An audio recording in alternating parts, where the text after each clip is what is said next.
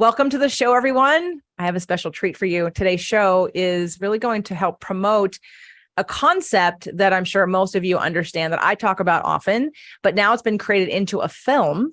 I have Dana Crochet with me, who is the producer and the star of Love Heals.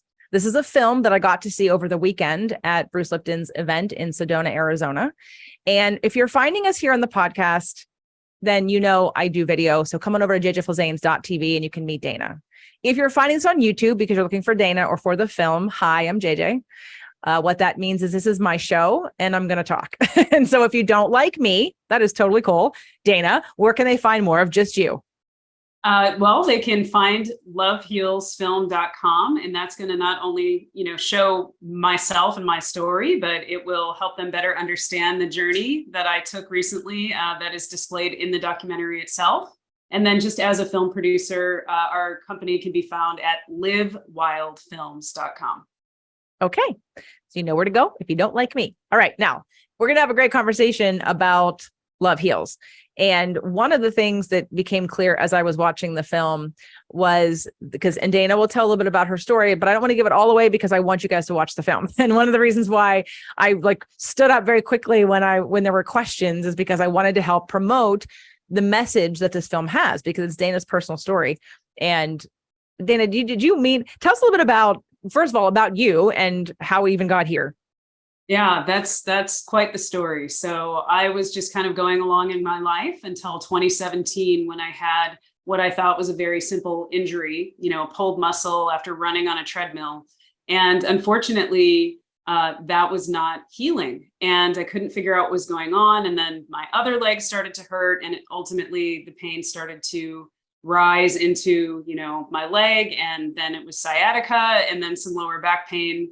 And I lasted that way for a couple years, trying everything that I knew to do and everything that, of course, Western medicine tells you to do, going to a chiropractor and physical therapy and all of that stuff. And unfortunately, by 2020, things had gotten much worse when I ended up being convinced that surgery was the only way, because I had an MRI that showed a herniated disc in L5-S1 that was compressing nerves.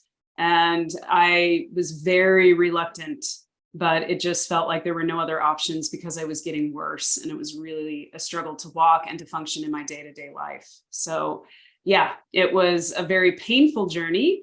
And during that time, my partner, being a filmmaker, ended up picking up her camera long before we knew a documentary was going to be made about my journey. And she just started filming and saying, hey, I don't know where this is going to lead, but this is a really challenging time for us and for you. And I believe in a miracle, and I just really want to have my camera in hand when that happens.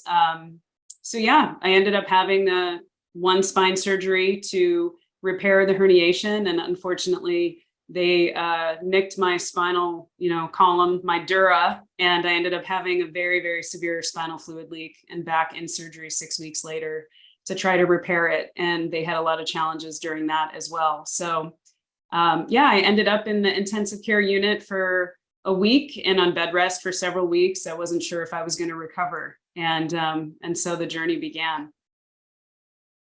And it's all in the film. But I want to hear some of the stuff that wasn't in the film. Mm-hmm. Let me go back to, because I know when your injury happened, and I've met Chrisana and I know your partner and I've watched the film, but what were you doing before 2017? Because you're now full on in this film world, documentaries, promoting this film, working on your next film. What were you doing before this? Nothing related to film work at all. So prior to that, I had spent, I think at the time in 2017, I was in my 14th year of working in corporate America in financial crimes and compliance and regulations for a mega bank.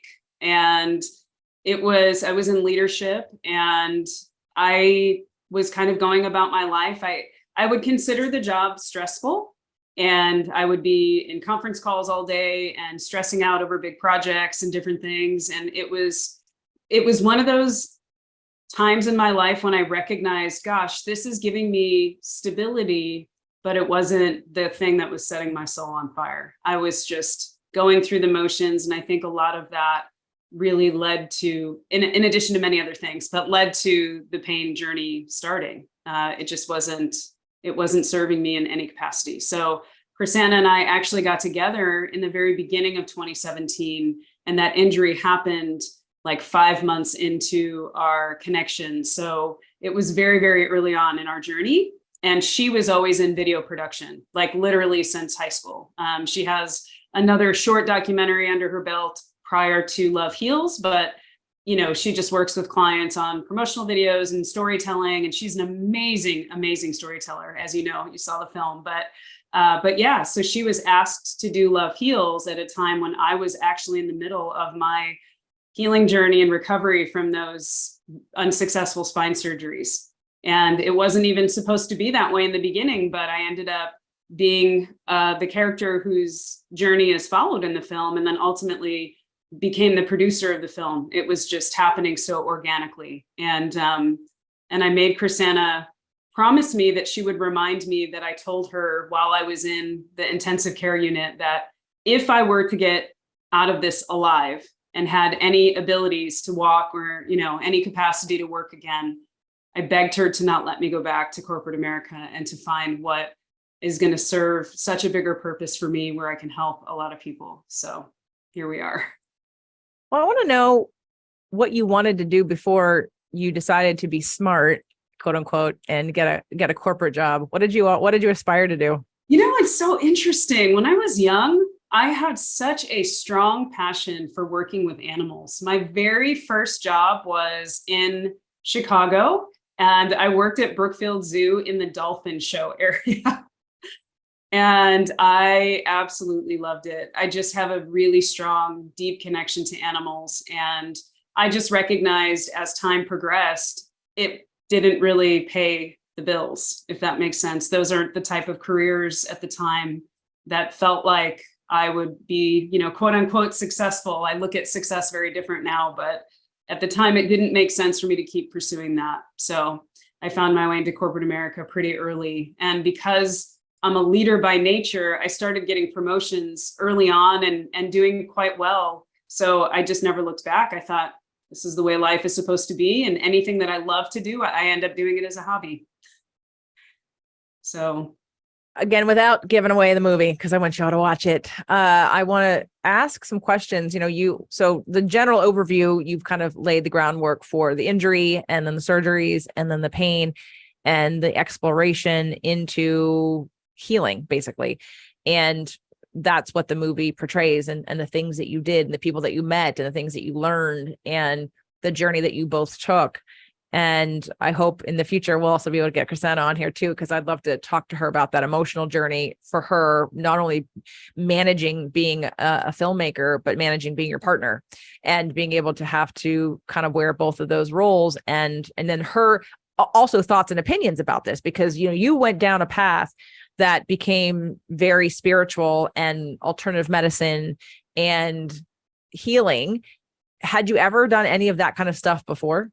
I dabbled in it, and I knew there were concepts that I believed. I knew that stress creates illness and pain. Like, I knew that played a role. I know that I didn't know this then as much as I did right after surgery when somebody sent me the book, Body Keeps the Score.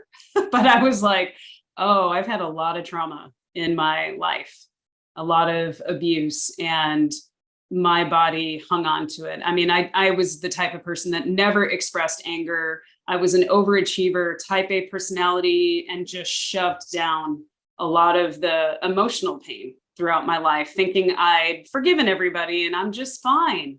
And, the body knows better. It's storing all of that up. And so I had an idea that some of this existed. I learned about meditation and other mind-body practices that I knew were helpful. And I did try some of those, but my mindset was not in a place where it was going to facilitate healing. I was in so much fear. My body didn't feel safe no matter what I tried to tell it, if that makes sense. It just was not in alignment. It was not in harmony. It was not congruent. It was not coherent. It was just completely out of alignment. And I had to take quite the deep dive on the healing journey that I would not have otherwise done without this detrimental spine surgeries that I had. It wasn't something I would have done naturally. But sometimes when life throws these curveballs at us, it almost forces us to take that journey inward. And that's really how it all began. While my journey was primarily physical and I was in so much pain, Chrisana on the sidelines watching me and being my primary caregiver, her journey was incredibly emotional. And we both had a lot of healing to do. And through this process, it was like a mirror. We both had to look at all of the things that were contributing to what brought us to that point.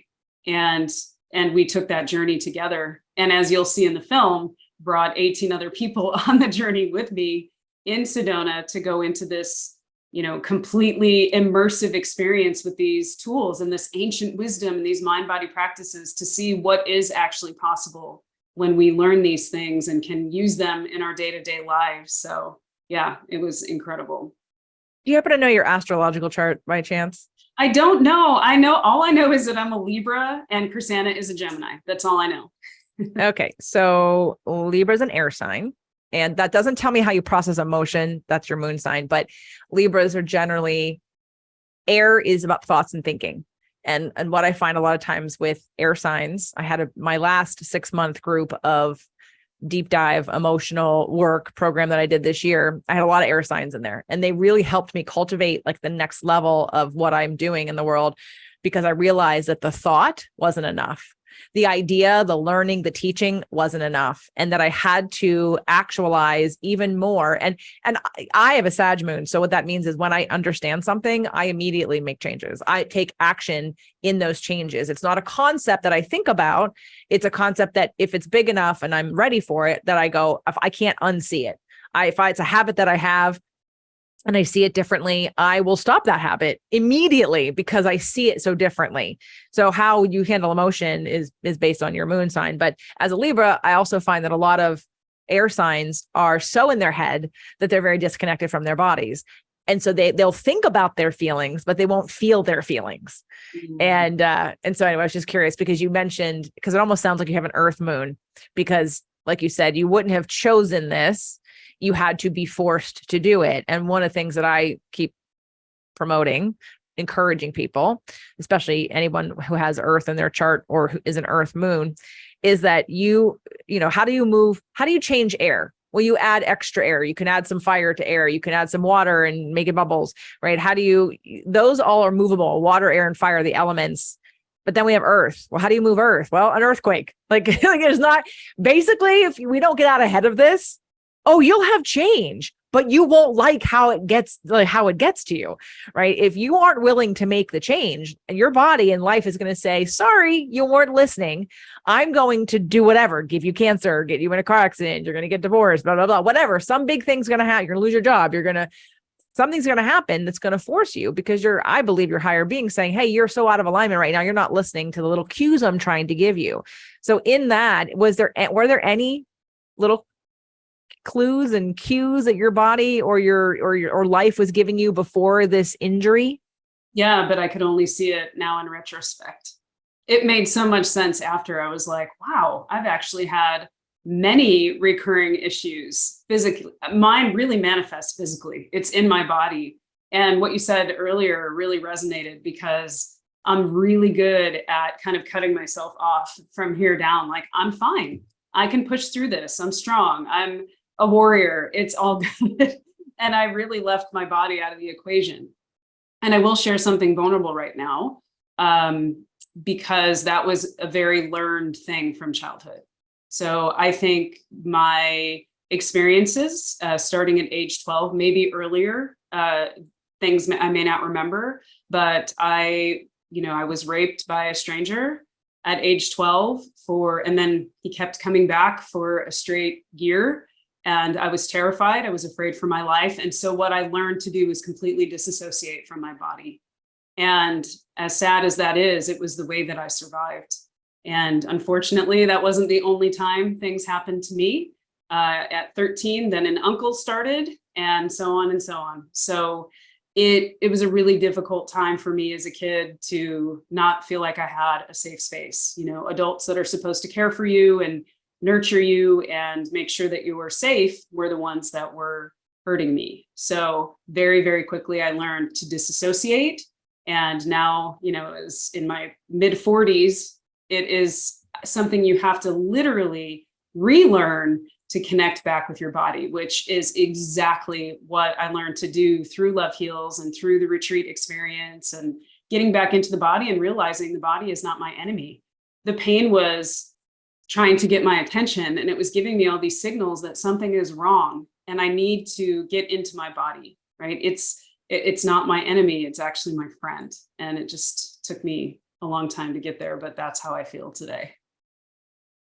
At the end of the movie, I'll just tell them this piece because you were with us live over the weekend, and the pressure that you put on yourself to being healed and not having any pain. By the end of the movie, you were happy to just, you had surrendered to living with your pain, but you had announced at the end of the movie to us that you currently were out of back, you had no more back pain. And my first thought was, and you did mention the ankle thing. Did you get a chance to look at what I sent you? Yes. Did any of it resonate? Yes. Yes. Okay. I tell people all the time, I am not completely free from chronic pain. I'm still working through things. I'm so far along from where I used to be at the beginning of this journey. But yes, I think there are messages. Our body and pain is a messenger. So it's just something that I now pay attention to very quickly. Well, you're not alone. It's not. I think our body holds our subconscious. So it's going to tell us when something's out of balance. What happens is most people don't listen, or they don't put themselves in environments where they can see it.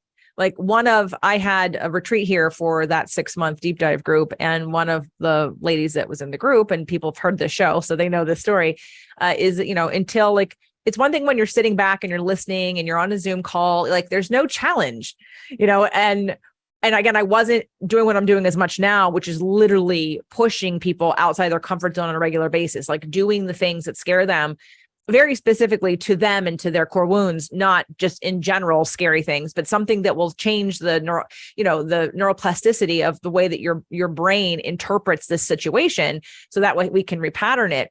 But we had gone on some hikes here. And even before we went on the hike, she got all nervous about the minute I mentioned the hike, she went into panic.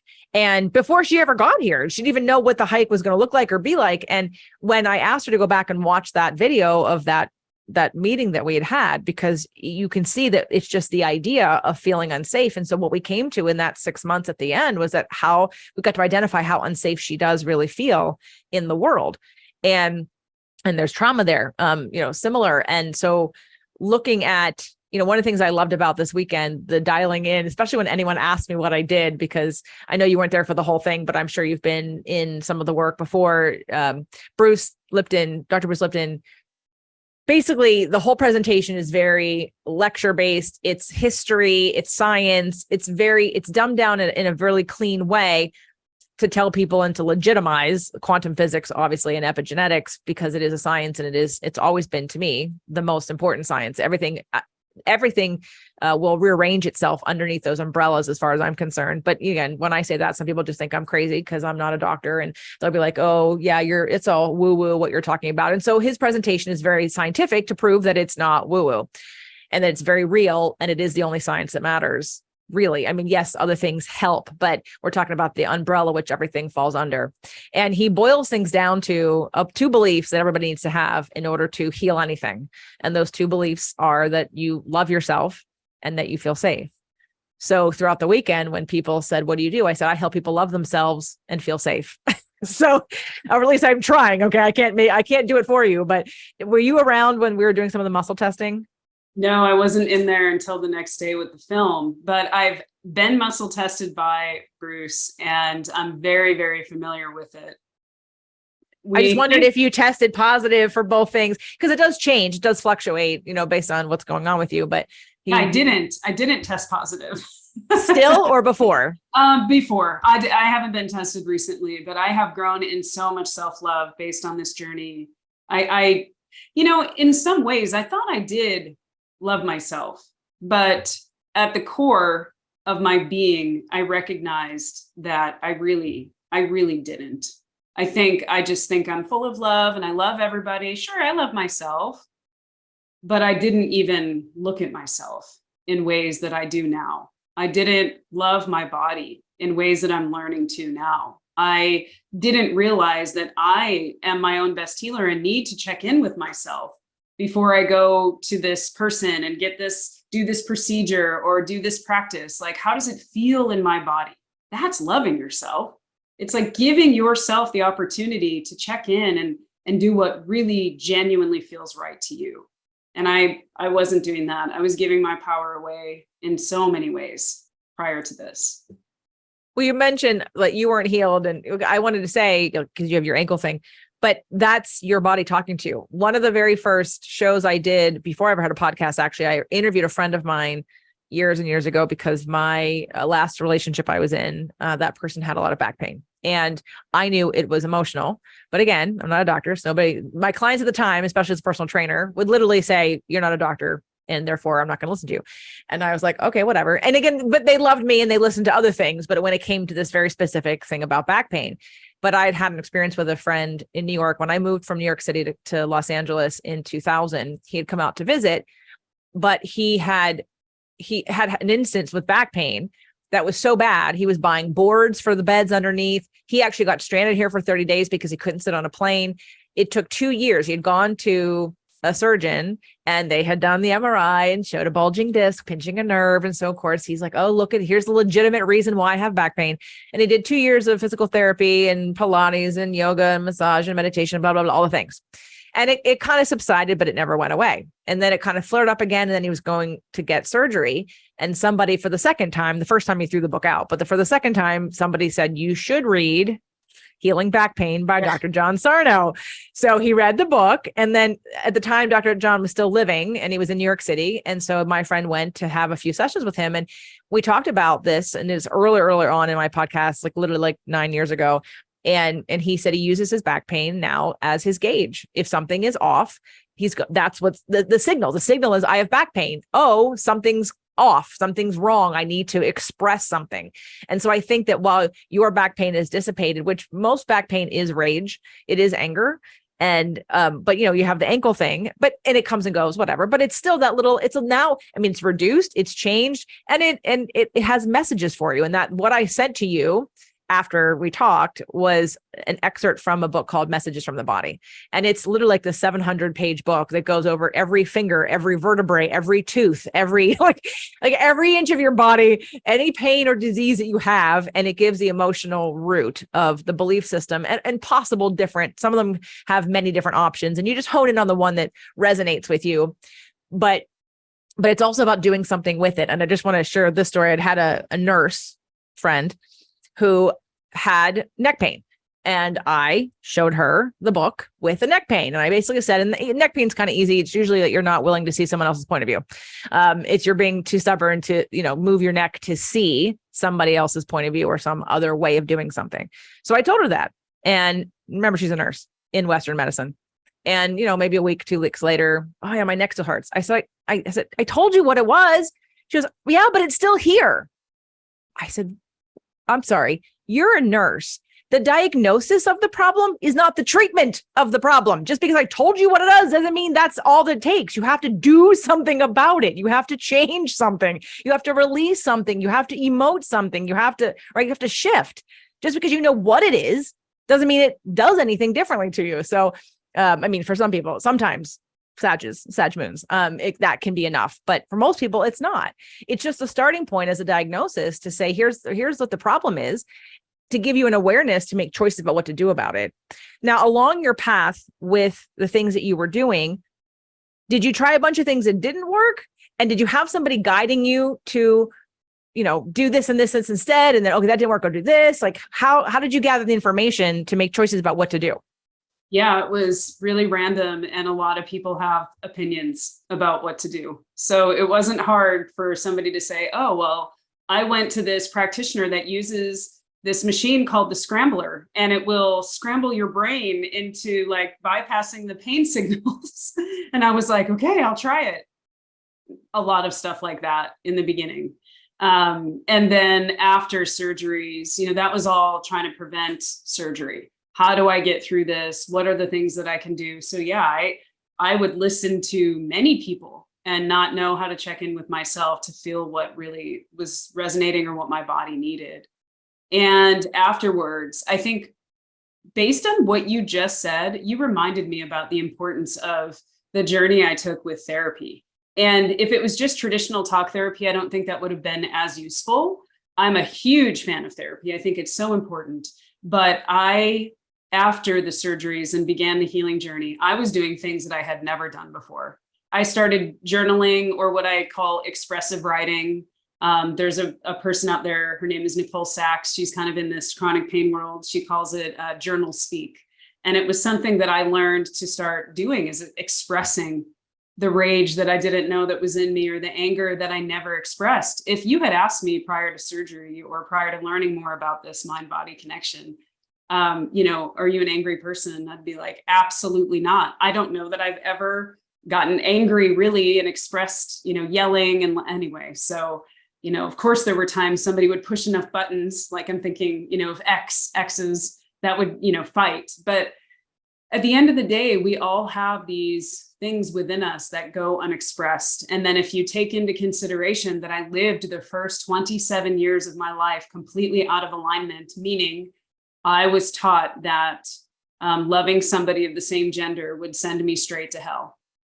And I lived with so much fear in my whole body, mind, and spirit about who I actually was authentically. So add that layer to living out of alignment. It doesn't matter if it's due to your sexuality, or you're stuck in a relationship or a job that is completely out of alignment. It's doing something to your physiology. So there was so much buildup of things that I really needed to reconcile on the other side of this surgery that I just don't know that I would have realized were still part of what I was experiencing in the here and now, right? But these things are carried through in time, as they just kind of attach themselves to our body. I wouldn't have ever guessed that was part of the equation. So it wasn't until going through also some deep therapeutic practices and somatic practices, meaning getting into the body as I'm going through that. It wasn't just all in the brain or just talk therapy. It was so instrumental in my healing journey, because it was the stuff that I wasn't able to address on my own otherwise. No, I get that.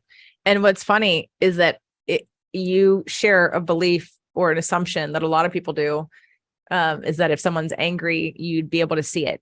And actually the ones that are more plagued with back surgeries and back injuries and chronic back pain are the ones that will never dare to express anger. You have it, you're just not willing to let it out, which is why it's all on your back. So, right. Because it's the quiet ones. I mean, that my friend, he's an Indian gay man. That was part of it, coming out to his family. But also would meditate his whole life, and an air sign. He's a Gemini. So we take all that and we have someone who will never express anger. You don't feel an ounce of anger when you were with him, because it was all stuck in his back, and because it's not okay to be angry, and for all the other reasons. And so it's like the nicest, smallest, petite people who don't want to hurt a fly, who have never expressed their anger, are some of the ones that who have the worst pain. And you'd be like, oh, that person's not angry. No, you just don't see it because they're actually not allowed. Anger can be a very instrumental tool for moving energy.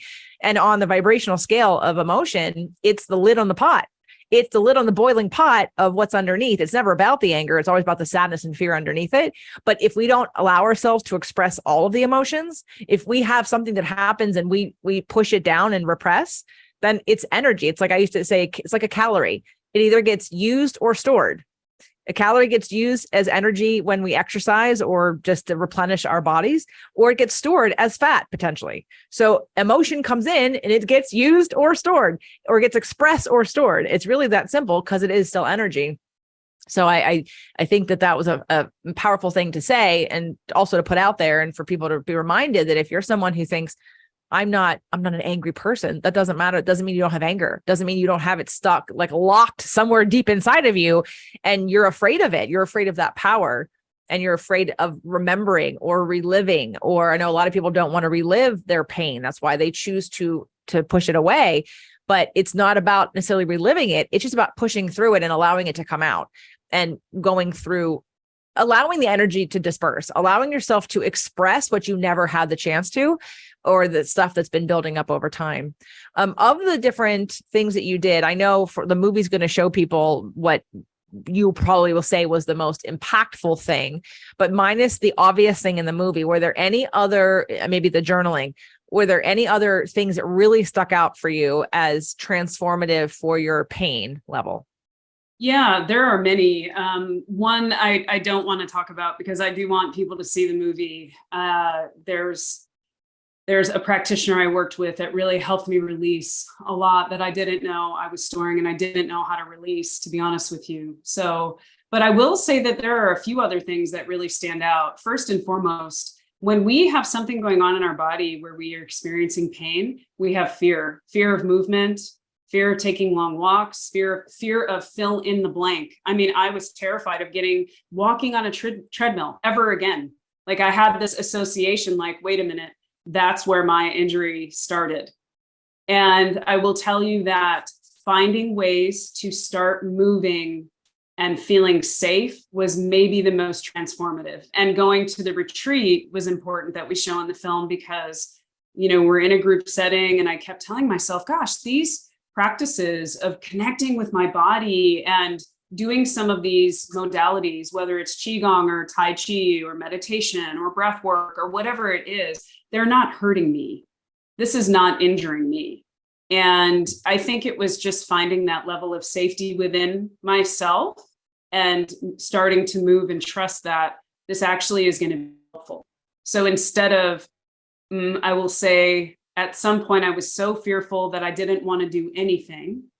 That was more harmful to me than getting up and doing one thing that I knew that I was capable of, that I knew was not going to hurt me or injure me. That was probably the most transformative. So it was like getting movement back in my life in a way that felt safe was hugely important. And anything that connected my breath with my movement, I very much resonate with Qigong type movements, was extremely helpful to me as well. I mean, there were so many things, but I would say those things I always really go back to. Because after you have surgery or you've had an experience, doctors put the fear in me, don't move, don't lift too much, don't twist, don't bend, you're going to re-herniate, I just was terrified. So I think it was overcoming that fear and getting into my body in a safe way where I could trust that I'm going to be okay. And instead of treating myself like a victim all the time of all the things I can't do and woe is me because I can no longer do all these things I love, it was, okay, Dana, what can you do today that's going to bring you a little bit of joy, that is going to make you feel good, and, try to have some fun. I lost all the fun. It was like, it became so dark and heavy. And until I flipped the script on that and found ways to bring a little bit of joy into my life and find the things that I could do, that was an absolute game changer. Well, that's a good message for everyone because most people don't have a lot of joy or fun in their lives. And it's amazing what happens when you add that back in. But you're fully functional now. You run on a treadmill, you twist, you bend, you lift things, right? So I am so close to fully functioning. I think because I keep having this, well, the truth is I twisted my ankle very badly towards the end of filming for Love Heals. I was actually at one of the participants from the retreat. We did a follow-up after like 21 days of them learning these practices to see how they were still helping them in their healing journeys. And it was this uneven patio pavement, these big like stones that had these huge gaps. And I caught my foot just right. So that I twisted my ankle so hard.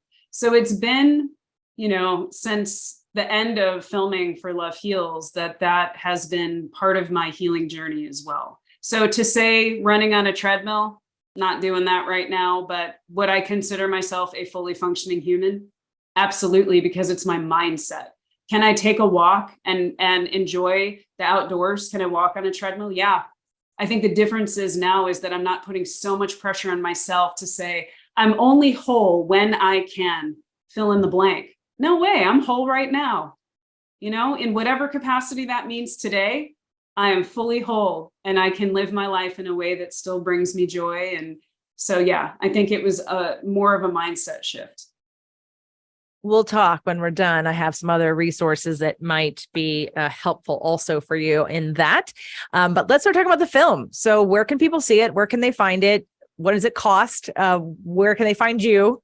Okay, perfect. So I personally am on social media, so they can find me under my name, Dana Crochet, and I'm sure you can put that in the notes so people can find me. But really, I run all of the social media and all of the email exchanges that come into our lovehealsfilm.com website. That is going to be the main source where people can learn not only about the film, but if there's a screening available, they'll see it there. We do have a screening that starts August 17th and runs through the 28th. So that is a very exciting launch of the film because it's not always available right now. There's limited screenings that we have. And this screening is going to be a little bit lower. We're finally able to offer it at $10. And while that might seem like a lot for some people, when you have an independent documentary film, there's a lot of costs associated with all of the creation of that. So $10 per ticket is going to give you access to the film for, I think it's 11 days in that time frame. And you can watch it as many times as you want. And then can follow the journey and some of the behind the scenes and events we have coming up on Love Heals Film on Instagram and Facebook. So we're really, really excited to have people join our community. Yep. So today is August 22nd. So you'll have 5 days, 22nd or 6th, 22nd, 23rd, 24th, 25th, 26th, 27th, 28th. Sorry. No, you have 7 days, 7 days to watch the film, pay your $10 and watch it 5 times and go through the film and take the notes and watch all the people and be inspired, especially if you have any kind of chronic pain. One of the things I was making notes of as I was watching the film, which is going to be the title of today's episode, is about chronic pain is a lack of self-love and being able to find that within yourself. And again, chronic, not acute, but chronic pain that lasts for a long time is definitely a message and a signal that we're lacking something. We're disconnecting from our bodies and the body is trying to tell you something and you haven't either figured it out yet, or you haven't listened, or it isn't big enough yet for you to care.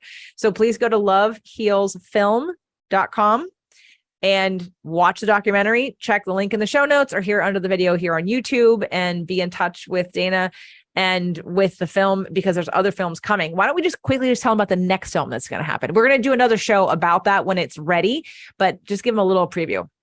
You got it. Well, first, let me say that Love Heals is always going to be such a special film to me, not just because it's my journey, but because I see the ripple effect and how much hope and healing that it is spreading across the world. So our film has won 3 awards and is actually going on PBS in late October or early November. So we are actually still on the hunt for a couple more sponsors that we can add to our film before and after it shows over the next 3 years, which will end up being millions of times. We can place an ad for an organization that feels aligned with our message. So I just wanted to say that first. And our next project is incredibly exciting. I volunteered for some equine assisted services and therapies in the past. And I was really inspired when I was leading a horse with a 7-year-old autistic boy who had never spoke a single word in his life. And that day, we were in a session and he spoke his first words and everybody cried, and it was such a miracle. And so that imprinted on my brain something fierce. And after we got done with Love Heals, I started volunteering again around horses and working with kids. And I thought, oh my gosh, there's something here, because I could just watch these miracles unfold. And then HeartMath Institute, if you're familiar, came out with some of the studies and research that had been done about the horse's heart and the human heart and how we actually synchronize in the presence of a horse, and we can have heart coherence. And I thought, oh my gosh, this science behind what is actually happening, what is the healing power of horses? And so began the journey of a film called Rescued Hearts. We have been filming with the scientists and experts and researchers with HeartMath and some others in the conscious community like Greg Braden. In addition to the fact that, I don't know if any of you have heard of Heartland, but we are actually going to Canada to film with the lead actress, whose name is Amber Marshall, about her connection to these sacred animals and how when we connect with them at that level, how healing that can be.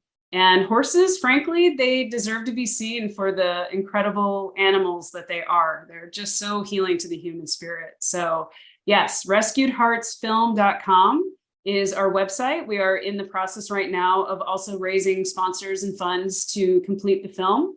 We will be done filming probably in early October, and the film should be out by the middle of next year at the very latest. So we're very, very excited about that. So get on the list and follow them so that you can hear about that film also. And of course, I'll have you guys back so we can talk about that film and any new things you've learned and wisdom you've gained to share with the masses about, even still with your journey, right? Because no one's journey is done. No one's journey is ever done, but there are levels that we get to. And when we kind of like get to the end of one, and then it's like, okay, what's the next expansion for me? Where am I going next? And this is probably going to be another one of those up levelers for you. And can't wait to hear how that affects you and your health and your conditions and your outlook and your life and your business and your relationships and everything else. Yes, it is constantly changing, I assure you. So thank you so much for that. I can't tell you how much I appreciate the opportunity to be on your show and share about Love Heals and about Rescued Hearts with your community. I mean, that's our whole mission as filmmakers, is to raise consciousness, spread awareness, hope, and healing and love to as many people as we can. So thank you for the opportunity. Thank you. It was a pleasure to meet you over the weekend and to watch your film and to be able to share it, because Love Heals is definitely a message that I've been touting too, because to me, that just means you're in alignment with who you really are, and you know who you really are, and you're channeling all this love energy. And it's really like, that's it. Love heals, and fear takes us down and creates all the bad things. And in a scientific community, that's not always looked at as, oh, that's too simplistic, JJ. Like, that can't be it. I'm like, but it is it. Okay, let me use a lot more words to tell you how that is, but it literally is just that simple. And for people like me, I got that a long time ago and I understood that. And I joked with Bruce when he was on the show the first time, because he's been on the podcast twice and he'll be coming back to do the honeymoon effect. But I said to him the first time, I said, look, no disrespect, but when I read the cover of your book, I'm like, okay, cool. Yeah, I don't need to read it. Biology belief, your belief affects your biology. I got it. I get it. I don't need to know anything else. Like, that's you. I know, I like knowing that you've legitimized this fact, but I'm good. I don't need to know the science. Maybe somebody else needs to be convinced, but I know 100% that your beliefs affect your biology. So I joke, because I used to always say, I don't need to read the book, but it wasn't because I know it, like scientifically know it. It's because I get it. It resonates. It all has always resonated. And I've always been the weird one who talks about this in a physical, form. I mean, I've been in functional medicine and personal training for 25 years. So tell somebody that, when I learned about the back pain, I'm like, oh, that's anger. So I started looking at the body energetically very differently. And I would be the trainer who, yes, we were going to do the nutrition and the hormones and your exercise. And I'm excellent with biomechanics, by the way. So we could talk about your knee. But I had to retire from that because it wasn't the bigger picture. The bigger picture was the energy inside the entire body that's reacting. It's not just about fixing the muscle or eating the right thing. It's like, okay, well, where are your emotions? What energy are you holding on to your body? So it was a pleasure to get to meet you in person and to watch the film. And I can't wait for everybody else to watch it too. So everybody, it's out right now as of the recording of the show, as of the release of the show. And you have about 7 days to watch it as many times as your $10 can let you. So, so Dana, thank you for being here. Thank you so much. I really appreciate your time and energy and allowing me the opportunity.